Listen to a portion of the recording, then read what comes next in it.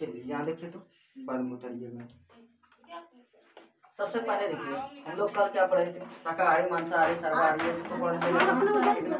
उसके बाद हम देखते हैं, अब पढ़ते हैं पोषक के बारे में। किसके बारे में?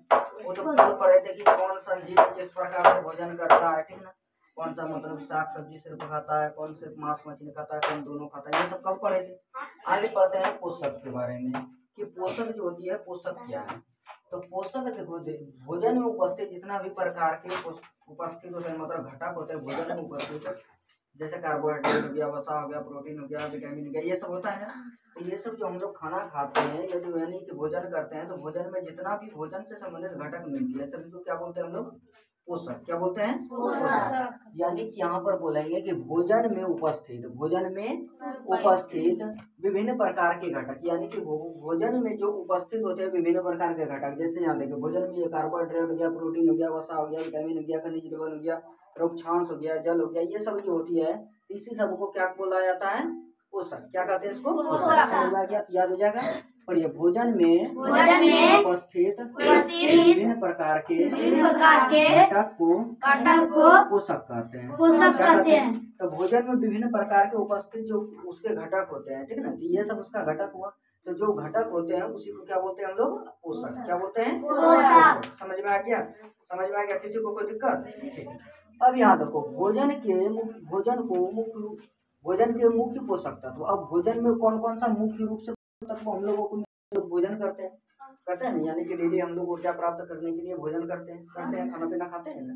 तो खाते हैं तो मतलब कि तो खाना खाते हैं तो हम लोगों को मुख्य तौर पर क्या क्या हम लोगों को भोजन से हमारे शरीर को मिलती है, ठीक है ना। तो पहला देखिए, तो यहाँ पर लिखे भोजन के मुख्य पोषक तत्व, यानी कि भोजन में जो मुख्य पोषक तत्व पाई जाती है वो पोषक तत्व, ठीक है ना। समझ में आया? तो हम लोग भोजन करते हैं तो उसमें हम लोगों को क्या मिलता है? सबसे पहले कार्बोहाइड्रेट मिलता है। क्या मिलता है? कार्बोहाइड्रेट। फिर क्या मिलता है? प्रोटीन, फिर वसा, उसके बाद विटामिन मिलता है, उसके बाद खनिज लवण और उसके बाद जल तथा रुक्षांश। समझ में आ गया? तो क्या क्या हो गया? पहला कार्बोहाइड्रेट हुआ, भोजन से हम लोगों को क्या मिला? कार्बोहाइड्रेट मिला, ठीक है ना। तो कार्बोहाइड्रेट जो होते हैं ये सब विस्तार से हम लोग पढ़ेंगे कि कार्बोहाइड्रेट कौन सा भोजन पदार्थ से हमको मिलती है, ये सब हम लोग विस्तार से आगे जानेंगे, ठीक है। अभी हम मुख्य तौर पर जानते हैं कि भोजन के मुख्य पोषक तत्व, यानी कि भोजन हम लोग जो करते हैं तो भोजन में मुख्य तौर पर पोषक तत्व कौन कौन सी रहती है, ठीक है। तो पहला क्या हो गया? कार्बोहाइड्रेट। क्या हुआ? कार्बोहाइड्रेट। दूसरा प्रोटीन। क्या हुआ? प्रोटीन। तीसरा वसा, ठीक है ना। चौथा विटामिन और पांचवा खनिज लवण और छठा जल। और एक तो होता है रुक्षांश। क्या होता है? एक तो रुक्षांश होता है। समझ में आ गया? किसी को कोई दिक्कत यहाँ तक? ठीक है, ये हुआ मेरा क्या? भोजन में उपस्थित पोषक तत्व। यहाँ तक किसी को कोई दिक्कत? ठीक। अब यहाँ जैसे कार्बोहाइड्रेट है, तो कार्बोहाइड्रेट यदि है तो कार्बोहाइड्रेट का परीक्षण हम लोग कैसे करेंगे, कि कैसे जानेंगे कि ये कार्बोहाइड्रेट इससे मिला या ना मिला। तो अब यहाँ कार्बोहाइड्रेट हमको भोजन से मिल रहा है, तो हमको कार्बोहाइड्रेट मिल रहा है, हम देखते तो नहीं कि कार्बोहाइड्रेट हमको मिला, तो उसका परीक्षण कैसे करेंगे, जानेंगे कैसे कि हमको मतलब कि भोजन से कार्बोहाइड्रेट मिला, कि प्रोटीन मिला, कि वसा मिला, या खनिज लवण मिला, किस तरह क्या मतलब कि भोजन से हमको क्या प्राप्त हुआ, कौन से भोजन से क्या प्राप्त हुआ, ये सब तो हम मतलब कि ऐसे डायरेक्टली तौर पर जान तो नहीं सकते हैं। तो उसका परीक्षण हम कैसे करेंगे? परीक्षण तो कैसे करेंगे? तब यहाँ देखिए, परीक्षण करने के लिए सबसे पहले कार्बोहाइड्रेट का यदि हम परीक्षण करते हैं तो कार्बोहाइड्रेट परीक्षण करने के नियम में सबसे पहले क्या करेंगे, सामग्री में आलू का टुकड़ा और आयोडीन की घोल। आलू का टुकड़ा, आलू का कटिंग होता है ना, कटिंग। हाँ सर। तो आलू का एक कटिंग कर लिए, ठीक है ना, वो टुकड़ा ले लिए, और उसके बाद आयोडीन की घोल। आयोडीन हम लोग नमक खाते हैं ना, आयोडीन, तो आयोडीन का क्या करेंगे, थोड़ा सा घोल ले लेंगे, ठीक है ना, सबसे पहले। और क्या क्या लेंगे? आलू का टुकड़ा और आयोडीन का घोल, ठीक है ना। अब कहता आयोडीन के घोल और आलू के टुकड़े, कहता आयोडीन का तनु विलयन बनाने के लिए सर्वप्रथम एक प्रखनली में आधा भाग पानी भर लेंगे। क्या करेंगे? आयोडीन का एक तनु विलयन बनाने के लिए सबसे पहले क्या करेंगे, एक प्रखनली यानी कांच का गिलास लेंगे या तो कुछ भी पात्र, ठीक है, और उसमें क्या करेंगे, आधा भाग तक पानी भर देंगे। ठीक, यहाँ तक समझ में आया? पहले क्या करेंगे, एक कांच का कोई बोतल ले लिए, मतलब कि परखनली ले लिए। अब परखनली में आधा भाग पानी भर दिए। अब भरने के बाद उसमें कुछ बूंद टिक्चर आयोडीन मिला देंगे। क्या करेंगे, उसमें कुछ बूंद तक टिक्चर आयोडीन दे देंगे, ठीक है, कुछ बूंद टिक्चर आयोडीन मिला देंगे।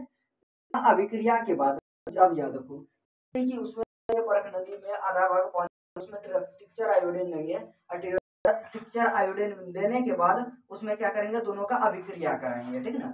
तो अभिक्रिया करने के बाद क्या होगा, के बाद खाद्य पदार्थ का रंग नीला हो जाएगा। खाद्य पदार्थ यानी कि आलू का टुकड़ा जो था ना, तो आलू का टुकड़ा को उसमें देंगे और पहले आधा भाग पानी देंगे, आधा भाग पानी उसमें क्या देंगे, टुकड़ा को डुबो देंगे और उसमें क्या करेंगे, आयोडीन कुछ टिक्चर आयोडीन का कुछ बूंदे उसमें डाल देंगे, ठीक ना। जैसे ही टिक्चर आयोडीन का बूंद डालेंगे तो दोनों अभिक्रिया करेगा, यानी कि आलू का छिलका, आलू का कटा हुआ थी भाग और प्लस में टिक्चर आयोडीन जो रहेगा वो दोनों अभिक्रिया करेगा जल में, और अभिक्रिया करने के बाद क्या करेगा, जल को नीला कर देगा। किस तरह कर देगा, खाद्य पदार्थ को, खाद्य पदार्थ का रंग नीला कर देगा। क्या खाद्य, यानी कि आलू जो रहेगा ना, तो आलू का रंग किस तरह कर देगा, वो नीला कर देगा, नीला रंग का हो जाएगा। तो यदि वो नीला हो गया, क्या हुआ, नीला हो गया, और कुछ समय के बाद फिर वो काला हो गया, क्या हो जाए, काला हो जाए। तो नीला के होने के बाद कुछ समय बाद यदि काला हो जाए तो हम बोलेंगे कि उसमें आयोडीन की मात्रा, कार्बोहाइड्रेट की उपस्थिति है। समझ में आ गया। ये जो काले नीला हो गया और काला जो हो जाता है, ये मंड की उपस्थिति को दर्शाती है। यानी अर्थात इसमें हम बोल सकते हैं कि आलू में क्या पाई जाती है, मंड पाई जाती है, ठीक है ना। और मंड जहाँ पाए जाते हैं तो मंड ही क्या कहलाता है, कार्बोहाइड्रेट का ही एक रूप है मंड। कार्बोहाइड्रेट का ही रूप क्या है, एक मंड है। समझ में आ गया, किसी को कोई दिक्कत? तो हम लोगों को कार्बोहाइड्रेट यदि न हो तो कौन सा पदार्थ का करेंगे, मतलब खाद्य पदार्थ के रूप में लेंगे, आलू। क्या लेंगे, आलू लेंगे, ये सब पदार्थ लेंगे। समझ में आ गया। यानी कि जिस पदार्थ में हम अभिक्रिया करने पर उसका नीला रंग से फिर वो काला रंग में परिवर्तित हो जाए, तो काला परिवर्तित हो जाए तो मंड की उपस्थिति दर्शाता है, और जहाँ मंड की उपस्थिति दर्शाए वहां पर कार्बोहाइड्रेट की उपस्थिति भी दर्शाती है, क्योंकि मंड का ही रूप क्या, कार्बोहाइड्रेट का ही क्या रूप, मंड है। समझ में आ गया, किसी को कोई दिक्कत यहाँ तक नहीं? ठीक, यहाँ पर देखो, यहाँ पर हम लिख दिए हैं टोटल, इसलिए दिक्कत ना हो इसलिए यहाँ पर क्या कर दिए हैं, लिख दिए हैं। डायरेक्टली यदि बता देते हैं तो क्या होता, अभी बता देते तो कब भूल जाते फिर, इसलिए यहाँ पर क्या कर दिए, लिख दिए ताकि ये याद रहे। ठीक, क्या अभी उतारने बोले हैं, सही है, बंद करके रखो। देखो यहाँ समझ में आ गया। तो पहले क्या करेंगे, पढ़ो। आयोडीन का तनु विलयन बनाने के लिए, आयोडीन का तनु विलयन बनाने के लिए सर्वप्रथम हम क्या कर लेंगे, एक परख ले लेंगे, उसमें आधा भाग पानी भर लेंगे। क्या कर लेंगे, आधा भाग पानी भर लेंगे, पानी भर लिए, ठीक ना। अब कहता तथा उसमें कुछ बूंद टिक्चर आयोडीन को मिला देंगे, उसमें कुछ बूंद क्या करेंगे, टिक्चर आयोडीन मिला देंगे, ठीक ना। टिक्चर आयोडीन मिला दे तथा अभिक्रिया के बाद, यानी कि टिक्चर आयोडीन और जल के साथ अभिक्रिया जब आलू का कराएंगे तो अभिक्रिया करने के बाद खाद्य पदार्थ, जो खाद्य पदार्थ उसमें क्या रहेगा, आलू का टुकड़ा दिया है ना, परीक्षण में आलू का टुकड़ा ही दिया है ना, तो आलू का टुकड़ा देंगे, तो आलू का टुकड़ा जब देंगे तो उसका रंग किस तरह होगा, नीला। किस तरह हो जाएगा, नीला। और कुछ समय बाद छोड़ देंगे तो कुछ समय बाद क्या हो जाएगा, वो काला हो जाएगा। किस तरह होगा, काला हो जाएगा। तो ये काला होना ही मंड दर्शाता है। काला हो जाना क्या क्या दर्शाता है, मंड दर्शाता है। और जहाँ मंड दर्शाता है वहां पर कार्बोहाइड्रेट का ही वो एक रूप है, यानी कि समझ में कोई दिक्कत इसमें? ठीक, आगे बताएं। अब यहाँ कार्बोहाइड्रेट का परीक्षण तो हम करेंगे, कार्बोहाइड्रेट का इस तरह हम परीक्षण कर सकते हैं घर में, यदि घर में भी जाके आप कर सकते हैं, ठीक है ना। समझ में आ गया। यदि हम सही करेंगे तो दूसरा नियम विधि से भी हम कर सकते हैं इसका, आलू का।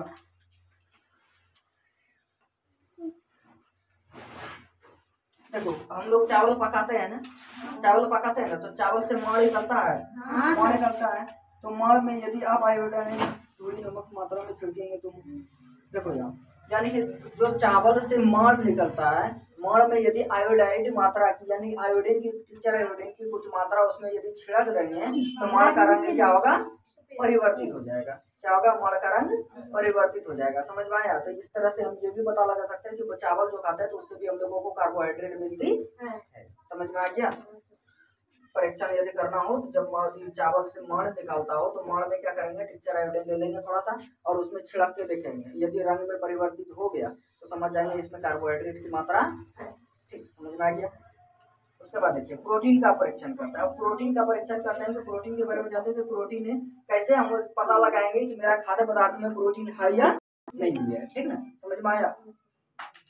तब प्रोटीन का परीक्षण कैसे करेंगे, तो सबसे पहले एक सामग्री लेंगे। इसमें क्या क्या सामग्री है, सामग्री में दाल का चूर्ण ले लेंगे, यानी दाल होता है ना, सरहती हो गया, चना हो गया, दाल हो गया, मसूर हो गया, दाल कोई भी दाल ले लेंगे, ठीक है ना। दाल का क्या करेंगे, चूर्ण ले लेंगे। उसके बाद कॉपर सल्फेट का विलयन लेंगे। किसका लेंगे, कॉपर सल्फेट का विलयन ले लिए, ठीक है ना। कॉपर सल्फेट के विलयन लेने के बाद उसमें कास्टिंग सोडा देंगे। और क्या लेंगे सामग्री में? Casting soda. कास्टिंग सोडा को सोडियम हाइड्रोक्साइड भी कहा जाता है। क्या कहते हैं? सोडियम हाइड्रोक्साइड भी। ठीक है ना, समझ में आ गया। कार्बन यानी कि कार्बन सोडियम हाइड्रोक्साइड का घोल ले लिए और एक ड्रॉपर लेंगे। क्या ले लेंगे?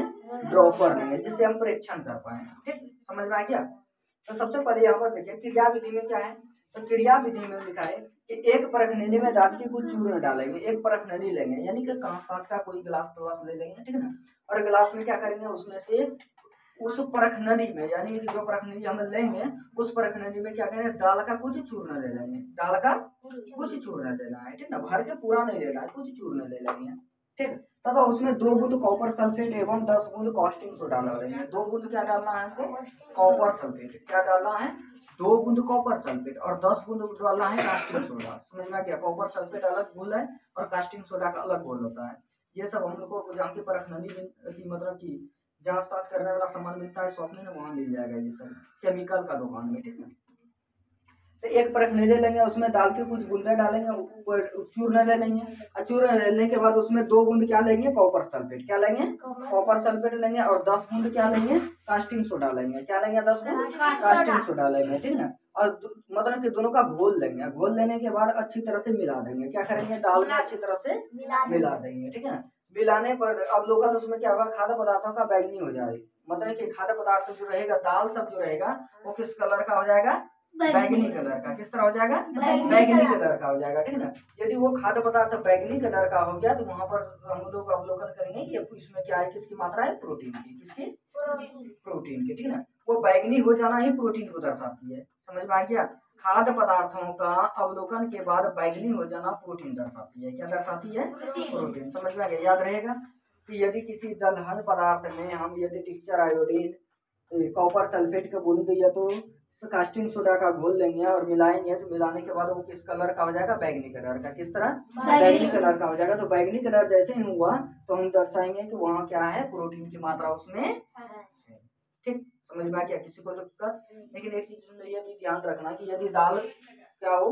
काढ़ा हो, क्या हो? कठोर हो। ठीक है ना, यानी कि पूरा पूरा दाल दे दे तब तो उसमें परीक्षण ये होना संभव नहीं है। ठीक है, तो सबसे पहले उसको क्या करेंगे हम, यानी कि यदि ठोस पदार्थ है तो उसको पहले क्या करेंगे, उसका पेस्ट बना लेंगे। यानी कि छोटा छोटा टुकड़ा में पीस लेंगे। जैसे अति चटनी बनाते हैं ना, चटनी है तो चटनी बनाना ही पेस्ट कहलाता है। समझे? उसी तरह पेस्ट बना लेंगे चटनी की तरह, मतलब कि उसको पूरी चूर्णता के रूप में क्या करेंगे, उसको परिवर्तित कर लेंगे। या तो उसको चूर कर देंगे, या तो उसको करके क्या करेंगे, उसको छोटा छोटा टुकड़ा में परिवर्तित कर देंगे। समझ में आया? उसके बाद करेंगे तब यह परीक्षण मेरा आसानी से सुलभता पूर्वक हो जाएगा। ठीक, समझ में आ गया? किसी को कोई दिक्कत? ठीक, आज सिर्फ 2 ही मात्राएं पढ़ना है, कार्बोहाइड्रेट और प्रोटीन का परीक्षण के बारे में। ठीक ना, नेक्स्ट क्लास में बताएंगे क्या वसा का परीक्षण, उसके बाद विटामिन, उसका खनिज लवण और रुक्षांश, ये काल 4 बता देंगे। ठीक ना, समझ में आया? इसमें पीछे का भी याद नहीं हुआ, पीछे का भी याद कर लेना है। और टोटल आइए दोनों जो है परीक्षण, इसको भी याद रखना है कि किस प्रकार से हमको कार्बोहाइड्रेट का परीक्षण करेंगे और किस प्रकार से प्रोटीन का परीक्षण करेंगे। समझ में आ गया? सर 4 भी याद नहीं करेंगे सर? क्या? हाँ, सब याद करना है, जितना दिया है टोटल याद करना है। ठीक है सर, समझ में आ गया? बिंदु बन गया है सर।